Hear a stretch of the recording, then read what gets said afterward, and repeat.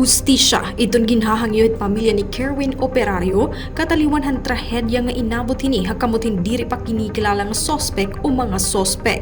Positibo ang ginkilalahan pamilya nga kasangkayan ni Kerwin ang mga gamit nga nakita di dahin kasigutan ha may kwari ha barangay 1 San Julian Eastern Samar gabihan Marso 3, 2026. Hi Kerwin inahireport nga nawawara tika nga lumakat ini ha Irabalay ha barangay Bugas, Borongan City niyan Pebrero 12 mga alauna 31 isan kagahon. Sulot niya in busag nga long-sleeved shirt, short pants, busag nga tsinelas nga nakakalo. Ini nga mga gamit na didto han nasabi nga lugar upod in mga tulan ngan bungo. Sumalahan nakakita ang himano miyot, 59 anyos nga para pananggut, alas 5 han kulop nga nakita niya ang bungo nga dagmit nga inuli para ipahibaro ini.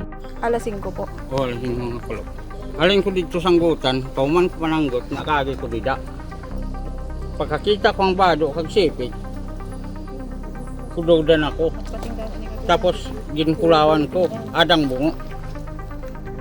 Tapos, diretso ka po nag... Dito ko dito, kay ato man ditong sampig na akong kakahoy. Tapos, ita uli, direct ako bunto. Abot-bunto, ginsumatan ko yabayaw. Pero agsog ko magsulod dito, kay ada ma akong diapasiruhan dito. Pananggot. Alin hang 15, di pa ora-ora nakakuan dito ang baho. Ginakulaw-kulawang ko dito, ora ko manakita ato man dito ngayon ha ilaron. Pag 20 na, diri na abot na dinhi ang baho. Kasi kay nagsiring marlon nga ayam, wala ko man ipinansing kay pirmi man ginapilan dinhi kuding hit ayam. Madagmit nga kinadtohan mga miyembro sa San Julian Municipal Police Station ang nasabi nga lugar nga didto nakita ang mga naaagnas na nga parte hinlawas hintawo.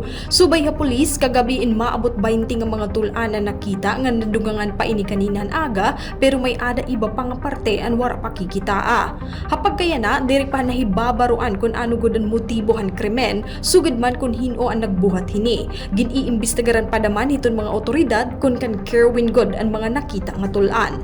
Didahin Facebook post andam daw maghatagin reward ang bugtoan pamilyahan biktima kung hinuman iton makakapaghatagin impormasyon hamay buhat hini. Tika nga syudad it Borongan, Heidi Upada, Eastern Samar News Service.